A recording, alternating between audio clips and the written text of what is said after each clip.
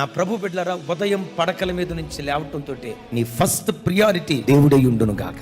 Martin Luther, అయ్యా నీ జీవితంలో ఇంత ఘనకార్యాలు పూనుకొని విజయాన్ని సాధించావు, నువ్వు విజయవీరుడిగా నిలవబడటానికి కారణం ఏంటి? ఆయన నవ్వుతో చెప్పాడట, నా జీవితంలో నేను విజయాన్ని సాధించడానికి ఆదికాండం 1వ అధ్యాయం 1వ వచనం, యోహాను సువార్త 1వ అధ్యాయం 1వ వచనం నా విజయానికి కారణం అన్నాడట. ఆది యందు దేవుడు, ఆయన చెప్పిన మాట ఏంటో తెలుసా? నా ఆది దేవునితో ప్రారంభిస్తాను. ఆది యందు వాక్యం ఉండెను అంటే ఈ భక్తుడు చెప్తాడు, నేను పడకల మీద నుంచి లేవటంతో మొట్టమొదట దేవుని సన్నిధిలో మోకరించి దేవునితో మాట్లాడిన తర్వాతే నా భార్యతో మాట్లాడతా, నా పిల్లలతో మాట్లాడతా.